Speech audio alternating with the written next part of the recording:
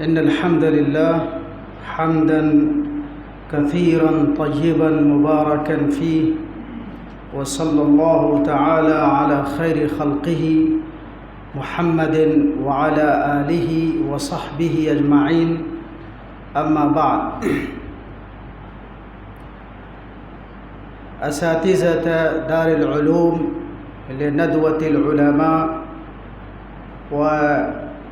وأساتذة مركز التدريب للتحدث باللغة العربية،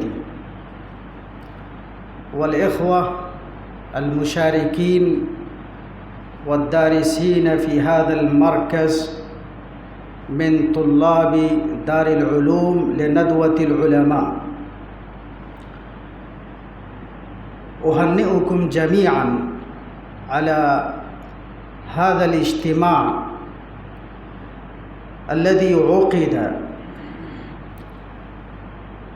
على نهاية نشاطات المرحلة الأولى لمركز التدريب على التحدث باللغة العربية في رحاب دار العلوم لندوة العلماء.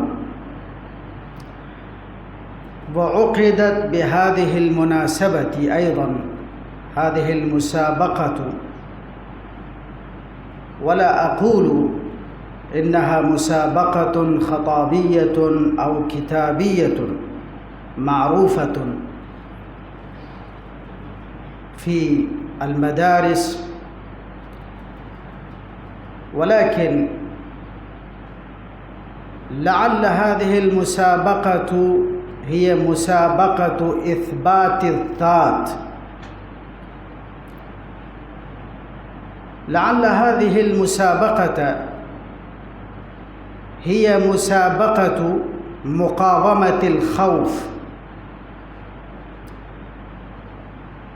كأن هذه المسابقة هي مسابقة إزالة الحبسة واللكنة والتلعثم والتتعتع في البيان،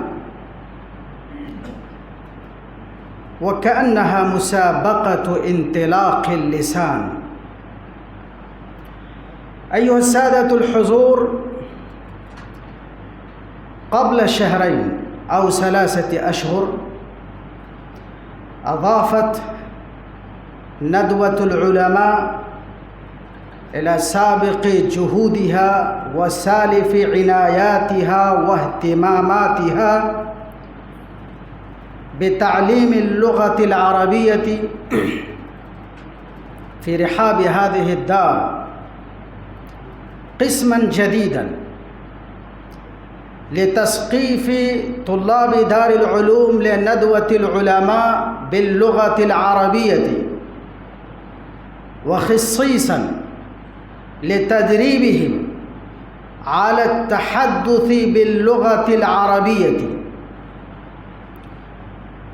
وها نحن اجتمعنا الآن ليس لأننا حققنا إنجازا كبيرا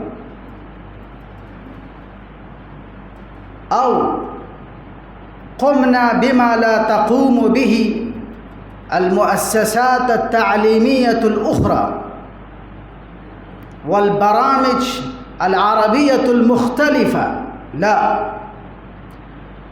ولكننا اجتمعنا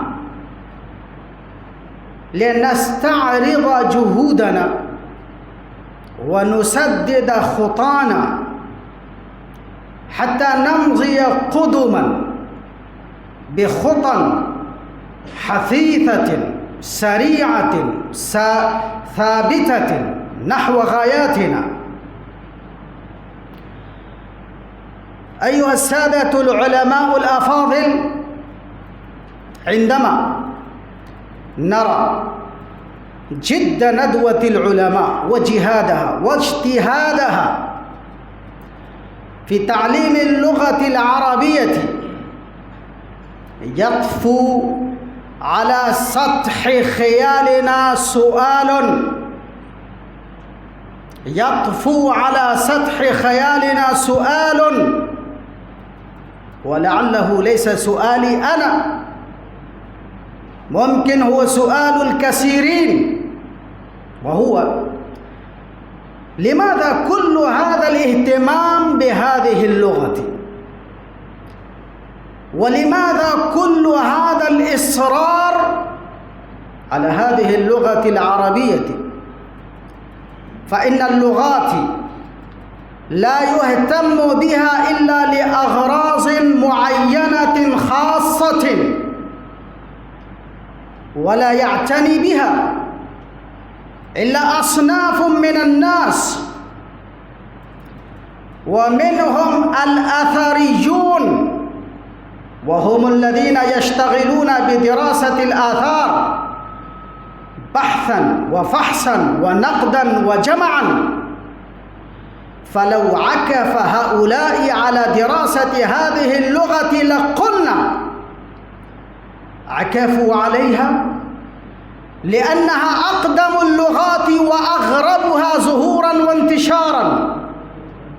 وكما قال المستشرق الفرنسي أرنست رينان، قال: اللغة العربية ظهرت فجأة على غاية الكمال، وهذا أغرب ما وقع في تاريخ البشر.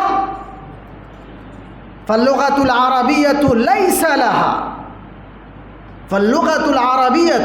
ليس لها طفولة ولا شيخوخة. ومن المعجبين بهذه اللغة أيضا الفنانون المخلصون أو المغرضون أو المرتزقون، ومنهم أدباء وكتاب وشعراء. لو عكف هؤلاء، وهم كثر وعكوفهم معروف ومعترف به لا شك في ذلك، فلو عكف هؤلاء لقلنا إنهم عكفوا على دراسة هذه اللغة العربية، لأن هذه اللغة أوسع اللغات في الحروف، وأغنى اللغات في المفردات والكلمات، وأحكم اللغات وأدقها في المعاني والدلالات، وأعذب اللغات في الأصوات والحكايات، وأكثر اللغات دقة في الاشتقاقات، وأول اللغات اختصاصا بالحركات. فعكفوا عليها لأنها لغة جمعت جميع الفضائل. وكما قال الأب لويس قال: من يتتبع آثار اللغة العربية يرى أنها في كل آن مزدانة بخصائص اللغات الكاملة من حيث تراكيبها ومفرداتها وعباراتها وأساليبها. فلذلك عكف هؤلاء على هذه اللغة. وهناك أناس آخرون ماديون تجاريون يقبلون على هذه اللغة، فلو أقبلوا عليها لقلنا عكفوا عليها، أي على هذه اللغة العربية دراسة ونطقا وحوارا وكتابة وخطابة، لأنها اللغة الثانية من بين لغات الدول العالمية، ولأنها اللغة الخامسة من بين اللغات العالمية من حيث عدد الناطقين بها، أو لأنها لغة الريالات والدراهم والدنانير. فهؤلاء أناس مختلفون، وهذه أغراضهم وتلك أهواؤهم، ولكن السؤال ما زال قائما بكل قوة: من أي هؤلاء طلاب المدارس الإسلامية فلماذا هم يتعلمون اللغة العربية ويتشوقون إليها ويتدربون عليها ويتقنونها؟ ما زال السؤال قائما. والحق أيها الإخوة الفضلاء أن طلاب المدارس الإسلامية ليسوا من الأول ولا من الثاني ولا من الثالث، بل إنهم رابعهم، لأنهم لا يتعلمون هذه اللغة لتلك الأغراض والأهواء، بل إنهم يتعلمون هذه اللغة لغرض إيماني إسلامي شرعي، وذلك ما عبر عنه الإمام ابن تيمية رحمه الله في قوله الشهير فقال: إن نفس اللغة العربية من الدين ومعرفتها فرض واجب، فإن فهم الكتاب والسنة فرض ولا يفهم إلا بفهم اللغة العربية، وما لا يتم الواجب إلا به فهو واجب. فإن كان أيها الشباب وأيها الأساتذة هذا هو الغرض الأصيل وهذا هو الباعث الحثيث للإقبال على هذه اللغة في المدارس الإسلامية الأخرى، ألا وهو فهم الدين والتفقه فيه، إن كان هذا هو الغرض، أنا أعيد عليكم قولي هذا، إن كان هذا هو الغرض الحقيقي الأصيل والدافع القوي في المدارس الأخرى، فإن ندوة العلماء لا ترضى ولن ترضى بهذا الغرض وحده، وإنها لا تكتفي ولن تكتفي بهذا الهدف وحده، لأن ندوة العلماء أيها الشباب لو قرأتم أسباب قيامها وأهداف إنشائها لعرفتم أن ندوة العلماء هي ندوة الصحوة من الغفلة، هي ندوة النهضة عن الغفوة. لعرفتم أن ندوة العلماء هي ندوة الثورة على كل ما هو تقليدي وجامد وراكد ركود الماء العفن. لعرفتم أن ندوة العلماء هي ندوة الحياة، هي ندوة النشاط، هي ندوة السداد. لعرفتم أن ندوة العلماء هي ندوة القيام والبعث والنشور. لعرفتم أن ندوة العلماء هي ندوة الدعوة وندوة التجديد وندوة البعثة المقرونة. وعلى عرفتم أن ندوة العلماء هي ندوة الأصالة والمعاصرة والصلابة والمرونة. ولعرفتم أن ندوة العلماء هي ندوة الحكمة والوسطية. إذا كانت هذه هي ندوة العلماء، فيجب على كل من ينتمي إلى ندوة العلماء أيا كان وأينما كان، ويجب على طلاب دار علومها خاصة ما لا يجب على المسلمين عامة ولا على طلاب المدارس الأخرى. يجب على أصحابها والقائمين عليها والمسؤولين عنها والمتعلمين فيها أن يتقنوا هذه اللغة علما وفقها ودراسة وفلسفة وكتابة وخطابة وحوارا. لذلك تهدف ندوة العلماء من جميع برامجها ومجالسها ومن خلال نواديها العربية المختلفة، وخاصة ولا منها من خلال هذا المركز للتدريب على التحدث باللغة العربية، تهدف ندوة العلماء إلى أن يكون أبناؤها وإلى أن يكون محيطها كواحة خضراء في قاحلة جرداء.